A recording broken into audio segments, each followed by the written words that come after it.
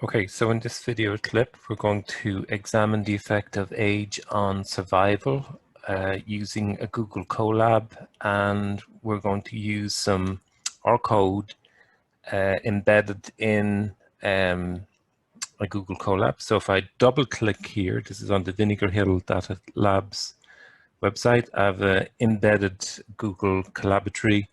If we double click, that allows us to get into a notebook, an R notebook, and normally a Google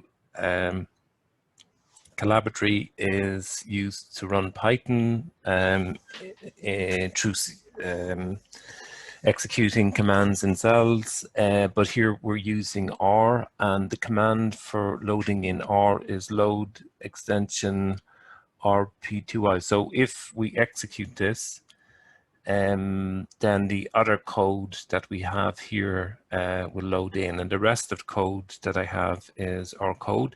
Now, what is of interest here, and what we're going to take a look at specifically, is the effect, what impact age had in terms of survival prospects. And again, clearly, if we recall the background, the context, the anecdotage terms of the outcomes, survival outcomes, obviously people who are younger were prioritized over people who were older. So at first glance, we would say age was significant.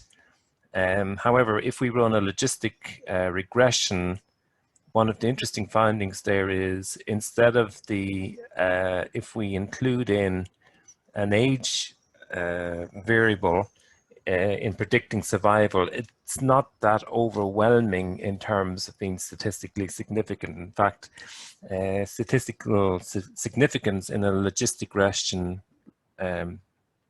is not completely evident. So maybe we have to drill down, look at the data. Now, the steps I've gone through here in terms of the execution. First of all, I want to put in our code. So I use this command into the Google Collaboratory. If we want to use the visualization tools, the data manipulation tools in our Tidyverse suite is an excellent set of packages, and we make them available. We install here, and then we make available in the by invoking the library command, right? So now those ggplot2 and dplyr is available. We can use those commands, and we can see that the packages have been loaded in. So that's great. And forecats is here as well.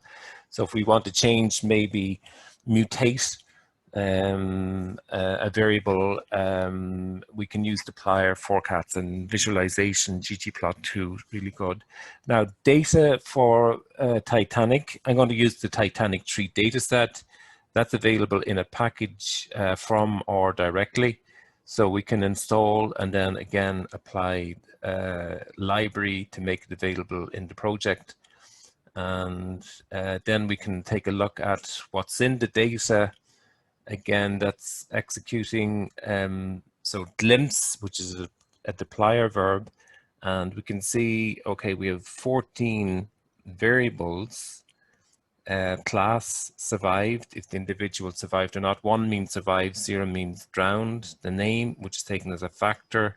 Importantly, class is not a number, it's seen as a factor. Survived is an integer, right? So we might have to change that later on, we'll see why. Sex, age, siblings and spouse, so the number of siblings and spouse, parents and children, number of parents and children of the passenger, ticket, so ticket number, the fare, which is a double, the cabin, which is a, yeah, it could be a factor. These are not really numbers, right? Embarked is a factor, so Southampton, Cherbourg, Queenstown is Cove, boat, body, and then home destination. Okay, so we have some details then, and of course, typically when we look at this, we want to get a picture of age, and maybe we get a distribution of age. So let's execute that using the ggplot verbs, and what we get is a histogram, and we, on the horizontal axis, we have age arranged in steps of 2. We could, of course, put that step to 5. It might make more sense to do that. Then on the vertical axis, we have the number of passengers, right? Now, if we wanted to maybe, investigate this a little bit further, and you wanted to change the code but didn't change over here, just as an aside, look at the effect of fooling around a little bit with the code to see what we could do. Maybe we could change that to 5 and then update the label. And if we run that, that might give us a better sense of the age distribution, sometimes becoming more granular in terms of the age bin width is not revealing more, and perhaps a more smoothened distribution might actually be a better way to visualize the data. Okay, that is what it is. So we leave this intact, and we have this one here as a sort of marker. And notice I changed by using the scratch cell, right? Even though I've amended the code, it's not amending the original. So that's something when you want to experiment a little bit with data, visualize slightly differently. Now, we want to include in here some way of demarcating between those who survived and those who drowned, right? And of course, typically when we do that, that's a fairly simple change we can introduce in the code. So if we run this and include in fill, normally we would hope that we could break apart those who survived from those who drowned. The problem, however, is if we do that, if we apply that syntax here, it won't work because survived was read in. If we go back here to glimpse, survived is read in as an integer, but we need to convert it to a factor. So survived is a binary outcome as opposed to a numerical outcome, right? And to make that change, we just simply mutate the survived into being a factor, and we'll update the name, and we'll create a new data set called Titanic 4, which we will work with. So we preserve the old Titanic tree because Titanic tree is a data set that is well understood, that's commonly understood and has been curated. So that's one you'd like to leave intact perhaps and come back, revisit, and any amendments then create a new data set with the changes that we'd like to introduce. So you can see here now we've converted survive to a factor. Then I come down, again, the same syntax as before. If I run this segment of code here and then place up beside, you can see, right, when I included filled here, survived had no effect, didn't create anything new, right? Let's go full screen here, maybe for a moment, to get a better overall view. Okay, so since we created survived, the new survived variable, mutated that into a factor, when we run using Titanic 4 data, again, note that the syntax is the same as here, but in this instance, because in Titanic 4 survived is a factor, the fill syntax now allows us to break apart. Okay, so we can see what proportion of individuals survived, what proportions drowned. It would appear those people in their 20s, a fairly significant proportion of those drowned in relation to the younger groups. So this, I think, when we use this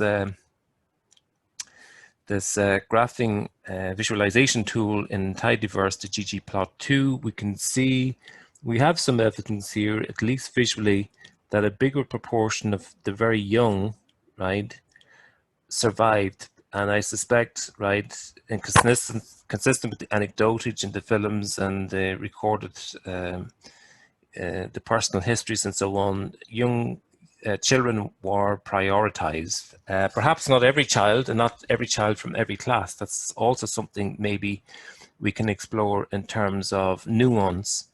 But a bigger proportion of children seem to be surviving here than their peers, their older peers, right? Again, if we drill down a little bit here, we could break apart this for the individual's gender, and then break it apart also in terms of class, right? So, for instance, taking this diagram, this graph, some evidence to support, I think, the claim that younger children were prioritized in terms of survival. When we break that apart for class and for sex, right, I think we see something also emerging here that's probably worth looking at a little bit more detail. Now it's the let's put it up in terms of the cell, and maybe if we change, we'll put it into copy into Scratch, right? So if I change something here, nothing changes besides bandwidth 5, and that's fine. That's all I've got to change, right? So let's just run that, see the effect. So it's just changing the bandwidth a little bit, and sometimes that can be a help in understanding what's going on. So again, if we look at this, it's fairly clear. If you're female and first class, you did very well. If you're female, first class, and very young, again, age is on the horizontal axis, right? Age is on the horizontal axis. Then what we observe here is, yes, the bulk of youngsters, the bulk of everybody here survived in this category. So first class female. Also, if you're young, now I think there may have been one case where one child perished, right? But that would appear an aberration. When we look down here at males first class, all those younger children, boys, right, survived. So if the older you get, it's 50-50 perhaps, but young boys were obviously privileged a little bit and they did survive. Same story for female second class, right? All those youngsters survived, right? Then there was some risk, not much, of drowning in second class if you're a female. I think here is where we can really see a very dramatic difference between, in terms of age. If you were second class male and less than 20 years old, less than 15 years old, all those youngsters survived. Whereas if you're older than 20, your chances were quite grim, right? Third class female, a quite substantial proportion of third class females who were children, remember age is on the horizontal axis, they survived. Less good if you were older, right? Less good if you're older.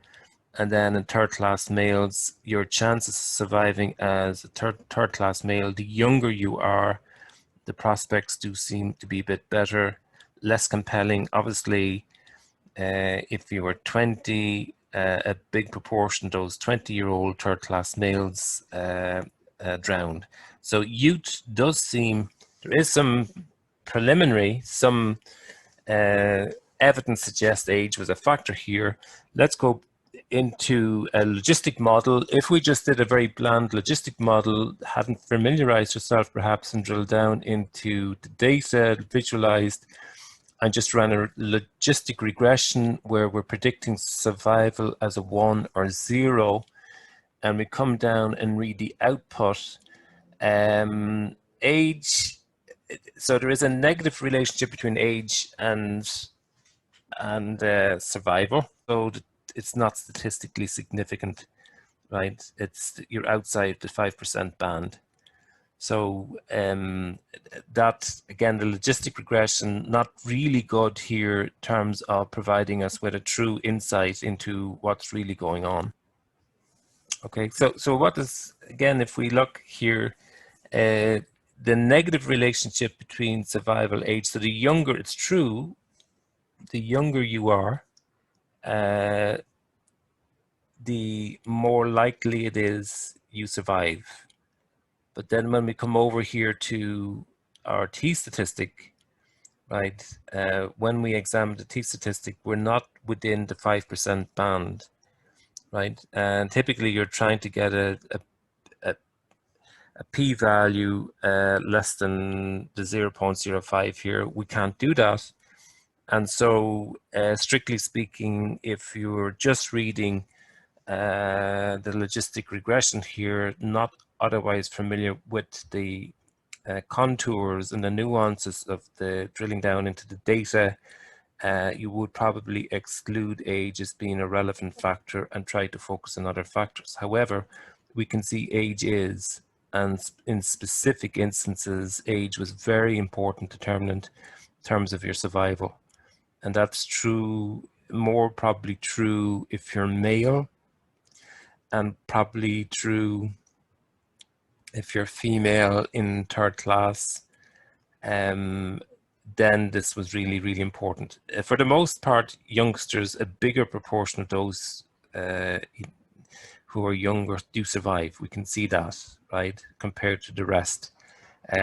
So this is something that is could be overlooked, and it's worth probably when we apply our modeling, why EDA, exploratory data analysis, probably is something that's really important, because it allows us to visualize what's going on, then frame the questions maybe in an appropriate way, and not to accept just blandly the output of a model. Models can be revealing, and they tend to be the definitive measure of what we consider to be acceptable level of proof. But of course, knowing, being a little bit cognizant of the domain obviously is important. And I think the pictures here, the graphs really tell us, reveal to us aspects of survival that probably the logistic regression, just as a single instance of this variable being regressed onto survival, is capable of providing us with an insight in terms of what's going on.